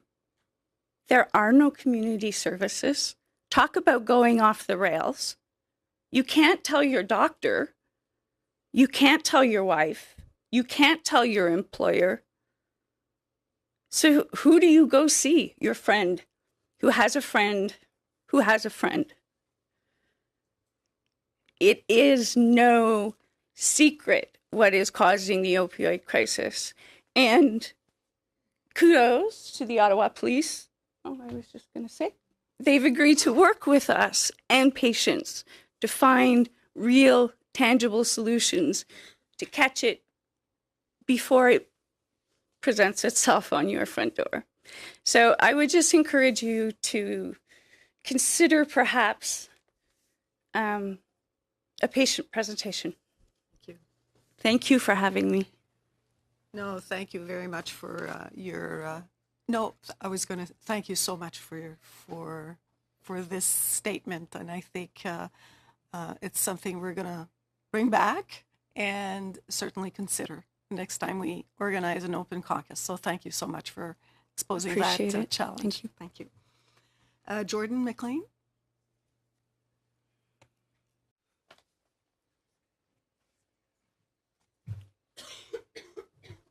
Thank you for having us. I'm not I'm a former drug user myself. I've highly addicted for 20 years, and I'm back to school to be a social worker. I work in the injection room at Somerset West. We've been inundated with people. We have a small waiting room that's we're going to need about 10 waiting rooms the next couple of months. We need to be open 24 hours a day. Like Mr. Turnbull said, it's only one step, but it's a needed step. And we have a whole bunch of professionals here, but like the woman that just spoke, I was part of a group called CSCS since 2014. We've been screaming on Parliament Hill that we need a safe injection site. They said it'll never happen. You need to listen to the grassroots people as well, because of course, we opened 3 or 4 now. We lose people every day, and we don't have the real professionals, which are the people that are actively using here. And how do you make a decision for someone if you haven't been in their shoes? I wasn't born to be a drug addict. When I was 15, recreationally using drugs, 20 years later, I'm like, what the hell happened? It's what happened and how did 20 years go by? I need help now. There's not enough help. When you want help, you have to wait on a waiting list. You have to go through a whole bunch of steps. By that time, you could have died. You change your mind. There's so much stigma against you. I remember I was in the hospital once when I was like 21 years old from a car accident. They found out that I was a drug addict, and they handcuffed me to the bed. For what? Because I reported that I was, actively using drugs, and, it was just the stigma is incredible. It's still out there. So we need to learn from the people who are actively using in these kind of things, because you can't make a decision for someone if you don't, if you haven't been there. It's very difficult, and we appreciate, but I mean, if you don't, the hierarchy of needs, Maslow's, if you don't address their housing and certain things, and if you don't, personally touch them, they're not going to want to change. Honestly, it's going to be hard to hear, but some people on the streets actually tell me that this epidemic is because the government wants to keep the population down. That's what people actually think on the street, because they don't trust the government, because the government doesn't put enough money into things. I heard that. I was like, come on, you really think that?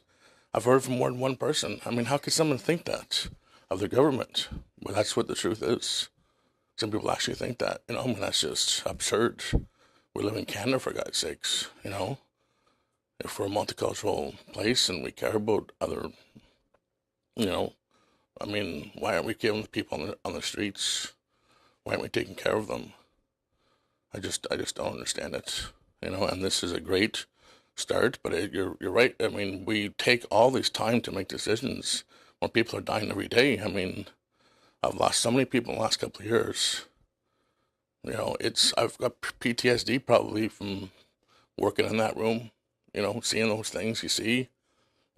We don't have support for frontline workers. I can go on and on and on. It's just, we just need more money.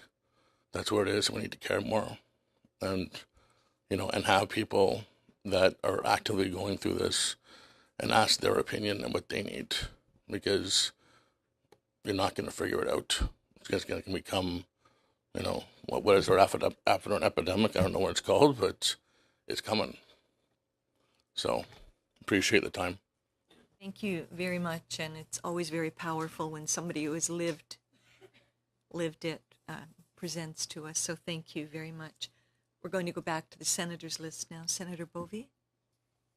Thank you. I have to say, in many ways, words fail, and I want to thank you very much, both of you, for your interventions. I couldn't agree more about the need for patient-centered health decisions, and I'm aware of a couple of, shall we say, new studies that are being done in various parts of the country, and I applaud you, and please keep that message going.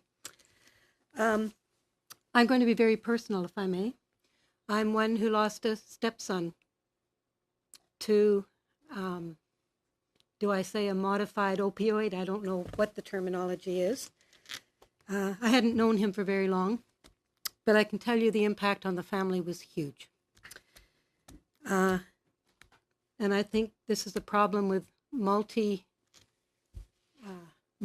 causes, multi-dimensions. I certainly agree that the social determinants of health and poverty is one. But, I don't think it's the only one. And until we address or try to peel the layers of the onion away, if I may use that terminology, to see the various layers of these causes. This stepson was a very successful young lawyer. So I guess my question is the NIMBY question, not in my own backyard. And I'm from Winnipeg. I'm a Winnipeg senator. And we've got a couple of things going on in Winnipeg. You all know about the street issues and the Indigenous populations in downtown Winnipeg. So I want to talk about two things, if I may, and ask your questions on two things. We have the Main Street Project, which I know you're well aware of, which has just had an infusion of money. We have a problem, I think, in Winnipeg, though, of safe injection sites. Province and city won't fund them, and I think it's been proven how important they are. I worked with the Woodstock situation in another part of my life, so my question is I appreciate it's a stopgap measure, but how do we parlay short-term help measures into long-term effects? We also have the case of Scott Oak and his family wanting to develop the Bruce Oak Center in St. James, which is not one of the poverty-stricken parts of the city. To huge community debate with people saying, I don't want it in my region. And I think until we understand that this crisis affects people of all socioeconomic situations for all sorts of reasons, some of issues of social determinants, others of issues, as we've heard, of shall we say, medical history. And how do we go about that? What is it that we need to do in public policy to, I don't know whether you ever erase stigmas, but maybe how do we turn public understanding so the fear for treating or helping people in need for whatever reason, how do we turn that? What do we do as members of the Senate of Canada with very real concerns about this emergency epidemic? What can we do to change some of the discussion, add patient-centered health care? Would guaranteed minimum income help some of the poverty questions? This is something I've been calling for a long time, and we know about the Manitoba experiment up in Dauphin those years ago. How do we pull all this together? What's your recommendation, all your recommendations for us on a front line? Would like to tackle the question. By being pragmatic and by being bold. I think once people see that this works, it will begin to change attitude and perception. once you see the supervised injection site, it doesn't condone drug use. It doesn't foster the honeypot effect that sounds like should be out of Winnie the Pooh. But the idea being, if you create a center or a location like that, all of the dealers are going to swarm around. The research in Canada, in Australia, where it was done very early on, it's all very clear. That's a fallacy. It's a myth. It just doesn't happen. So a lot of the NIMBY business and so on is just not founded in reality. When I mean, Jeff is much better than I in terms of being able to really speak to this, but just do it. That's the Nike symbol. I think a very cynical answer to that could also be just like money. Just we have to show people that all those interventions are like cost effective, and by putting people back on the work market and have stable life and stable families, they will pay taxes, have better health outcomes, cost less to the province in terms of like disengorging emergency rooms and everything. So I think You mentioned the issue of stigma, and as a root cause of continuing problems, I think stigma is a big one. And I don't have the solution conveniently at hand, but I know that we have to stop an us and them presentation of problems. I see us in all of them, and I see them in all of us. People who are street involved were us. They continue to be us. And how can we foster that inclusivity that Canada is notorious for? How can we foster that inclusivity for our own people, and recognizing that there's a spectrum of problems, from the most serious and critical and severe on one end of the spectrum to people who are not addicted. The vast majority of people who use drugs are not addicted. A small minority are, but there are a whole lot of people who use drugs who need supports, as clearly was demonstrated today from our audience. So there's a spectrum of responses needed as well. And I think that we focus on the low-hanging fruit. We focus on law enforcement, that they're supposed to solve everything. And our law enforcement are telling us that they cannot arrest us out of this problem. We focus on solutions that can be contained and seem to be successful within 4 years, because that's a political term. And maybe that's where the Senate's most critical role can be, is to hold on to this discussion and hold on to the issue beyond the 4 years of whatever current political regime, and keep the focus and celebrate the successes that we are having. I don't think our communities are hearing that we are having successes. And certainly the Main Street Project and some of their innovative work is a fantastic example of that. And just as a plug for anybody here who might have connections in Manitoba, there is an appeal hearing of the Bruce Oak Recovery Center tomorrow morning at 9 o'clock.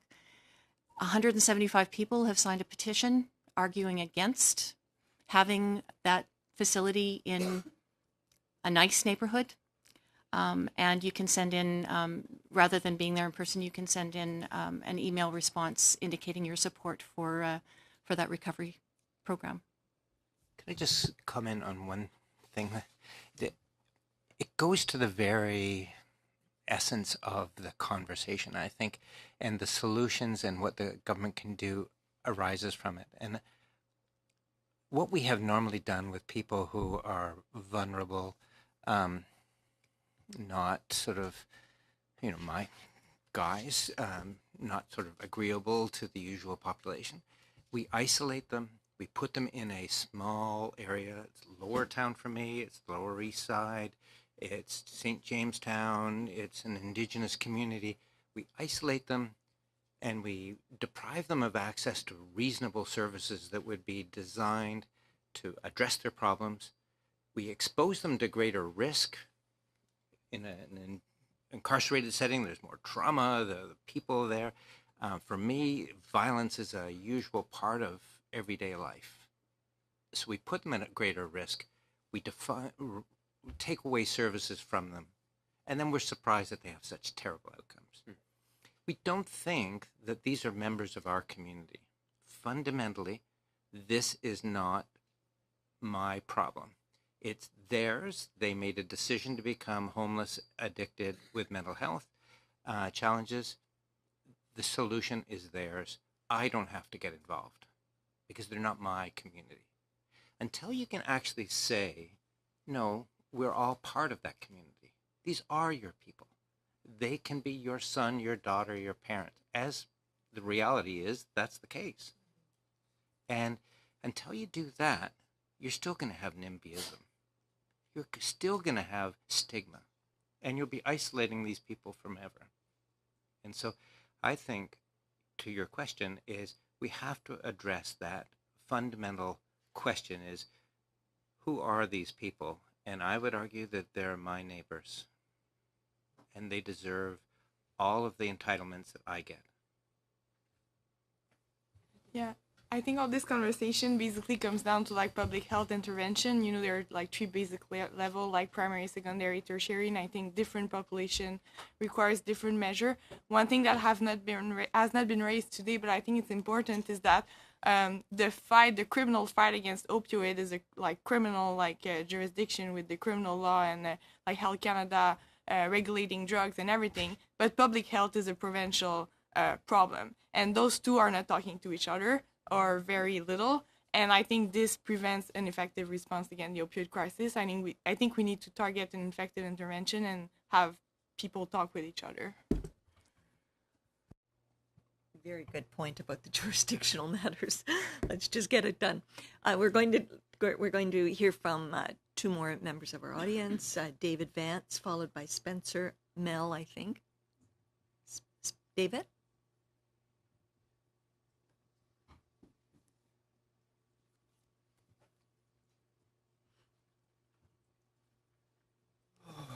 Good day. How are you today? My name's David, and I work at one of the safe consumption sites.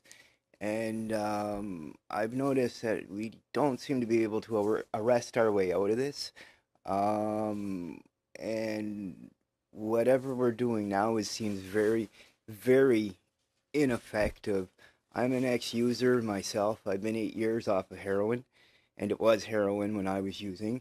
But I've come to the realization, when you take any substance and you make it illegal, you've just opened the books for every cartel and every criminal organization to make money off of it. I've also come to the understanding that addiction is a cycle. So we have to find a way to change that cycle or to alter it. Because when you alter somebody's cycle, you fundamentally change it. So what we need to do is to find a way to change people's cycles. I've had thoughts, and a few of my friends have had thoughts, that the only way we're going to do this is to actually legalize the drugs. Give people what they want on a daily basis. That way, you're going to reduce crime, they're going to empty the jails, and people are going to get bored of using eventually. The way it is now, we're on a slippery slope, and the way that things are going, I see no way out of it. It's only going to get a lot worse. Because as somebody said earlier, as people try to change the laws to catch these drugs and the criminals that are providing them, they just tweak it a little bit, and it's different. So we have to take a look at what exactly it is we're doing and how we're doing it. And there's so many people that are going to die if we don't do it quicker than what we're doing. Sitting here and talking is great. It brings awareness. But until we actually all get included in the conversation, until we can find a viable way to do it, we're going to be looking at a lot more deaths. And the situation is going to get a lot worse. Thank you very much. Go ahead. Wanted to speak to a couple of things, and thank you very much, David, for that comment. I think that he's absolutely right about the legalization of drugs. I think that Portugal has a very good model in terms of legalizing opioids and supporting the use of it in a supportive environment. I think one of the very good examples is the Crosstown Clinic in downtown Eastside Vancouver, where they do, they have clean heroin and clean dilaudid, which they patients come in and they observe their use. I was able to visit there and visited a lot of places because we're looking for answers on our reserve. And I think that part of that would be taking out the criminal element by offering clean and supportive care with heroin or dilaudid in a clinic where it can be done. And the patients that I saw at that clinic, many of them were part of the criminal element, but were able to finally get a home, like an apartment. We're able to help other people wanting to get out of the cycles that they wanted to get into. And I think it was a very good experiment. I think that we should be looking at supporting those kind of projects. And the other thing too is because our community is basically a small community, we can move faster in terms of the things that we want to do. Canada is a huge nation and it moves very, very slow in terms of instituting projects and programs and policy. What we have done on the reserve is we've talked about a continuum of care for people that have addictions and mental health issues. And so what we've done is one project at a time to build a continuum of care for people who have a medical illness. And in other places, it needs to be seen as a medical illness, and that we need to build support systems for them that at some point hopefully are seamless, so they can move from where they're at to being supported to a long-term treatment solution. So I think we have to look at a continuum of care for those people that we need to help. Thank you very much for that. Spencer?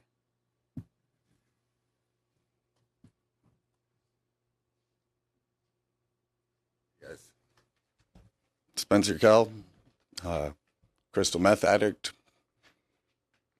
heroin junkie, provincial inmate number 100078283, ACSW student at Willis College, manager of Dunn's famous restaurant here in the Byward Market. And what I wanted to comment on was Mr. Weeks had a good display of hands and an interactive experiment with the audience and with the Senate members about breaking habits, which I thought was interesting, and everybody participated. And then followed with the question that if we're unable to break these types of habits, what makes anybody think that somebody who uses drugs on a daily basis be able to break that habit themselves, right?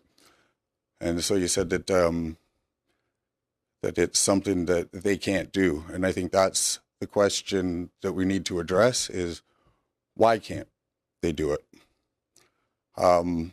Maybe we can do another interactive display and say, anybody who has ever had an encounter with alcohol in their life, could they please raise their hand? Okay, now does anybody with your hand still raised, how many people have a problematic relationship with alcohol? Okay, so I would say a lot of hands went down. I still see 3 raised. So I think that would be evidence to the fact that substance is not the problem.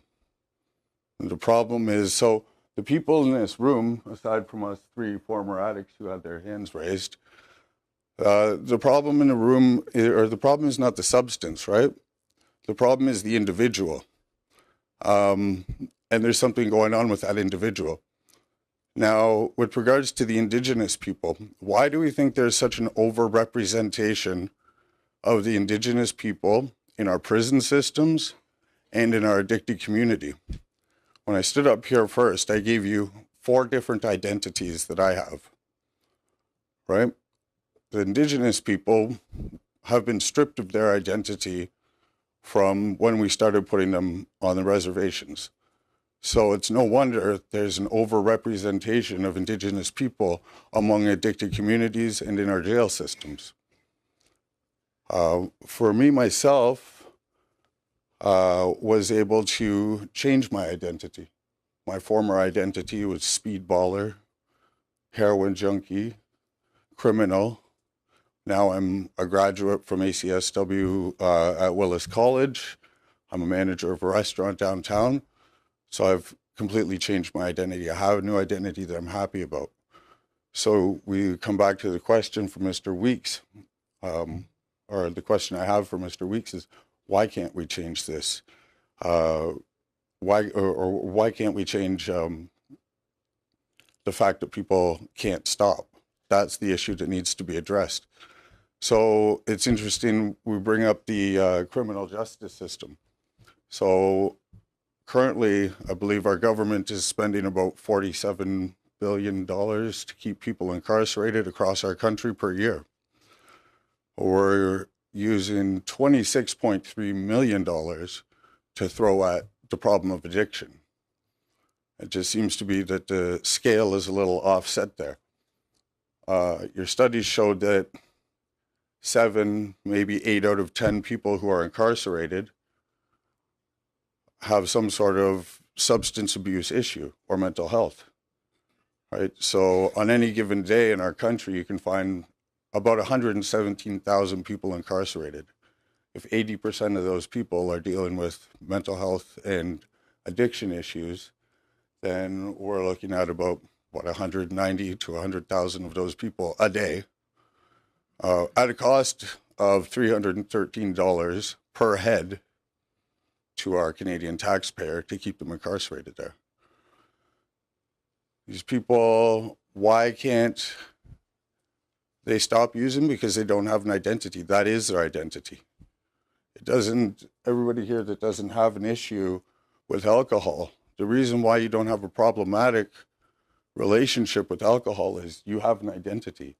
You're so-and-so from this, you're so-and-so from that. You know, everybody has some place that they fit into our community, they're connected into our community. So in my mind, the problem with this addiction, it lies with disconnection from our communities. So what are we doing about social programming? So you have a guy sitting in jail who used to be a mechanic, who had problems in his life and became addicted to drugs. He still has potential to be that mechanic. But instead, his new identity is he's a drug addict, and that's what he continues to be. So we don't have viable treatment options available to inmates who are incarcerated. We know that when inmates come into an incarceration setting, they cease the use of drugs. Then when they leave there within hours or the first day, a lot of them will die. So when an inmate becomes incarcerated, I think that we're presented with a very unique opportunity that inmate, for the most part, ceases the use of drugs, starts to regain their identity, realizes that they're in an environment that is distasteful to them, that they would rather be somewhere else. And so what do? We let them serve their sentence. 76% of the inmates will be released within 1 month of incarceration on a time-served plea. The next 50% will be released under 6 months on a time-served plea. And where do they go? They have 6 months they've been dried out, and they go right back to the dealer's house. Why do they go right back to the dealer's house? Because they don't know any other place to go. And why do they die? Because we have these crazy substances that are uncontrolled. So in my mind, we're looking at 2 different problems here that we're discussing, and there's been a bit of an overlap. One is the harm reduction model with the issues, we have these crazy drugs and that, and it's killing people. So what do we do immediately to stop that? We have some good harm reduction models because these substances are killing people. But how do we get people to stop going to these substances? And how do we get people to become reconnected into society is a completely different problem. And that lies with the treatment. That lies with treatment options available. So again, with $26.3 million available federally for to throw at the problem of addiction, and that's not just the people that are incarcerated. That's for everybody. But we're going to spend $47 billion to keep guys in jail at $313 a day. So why don't we shift some of the funding here and see, oh, one of the other things we didn't mention in that study with the people that are incarcerated is that 7 out of 10 females and 8 out of 10 males will return back into custody once released. So we have a recidivism rate of 70% among females and 80% among males. So they're going to continue to come back in that system. And I know that system, a revolving door. I'll go in for a month, 2 months, 3 months, dry out, get out, intend to change my life, have zero access to services and social programming, and end up committing a crime, regain my identity as a low-life type of person, and back into the system. For me, it was 20 years of doing that. So I guess what I'd like to put forward is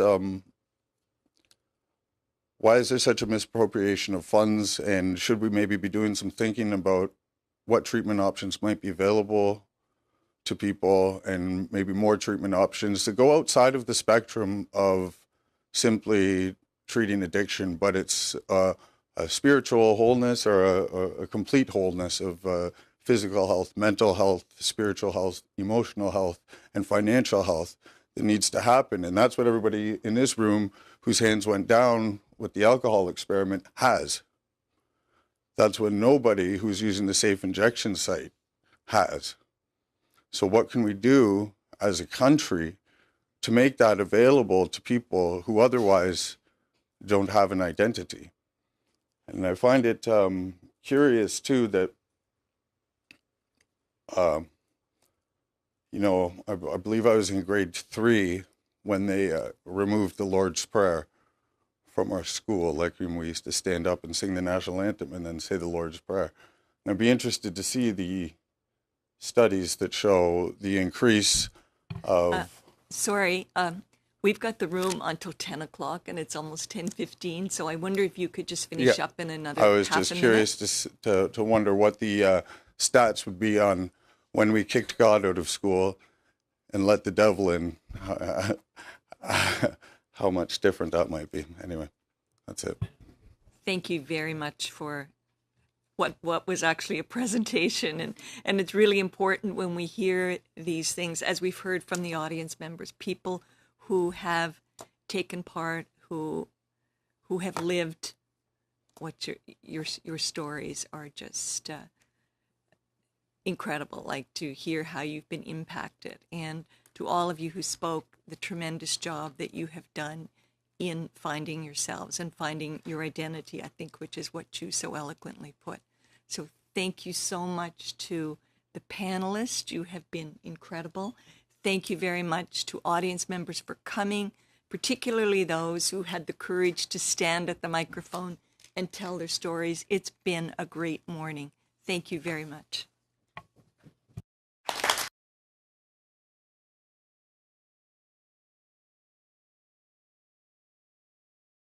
Thank you.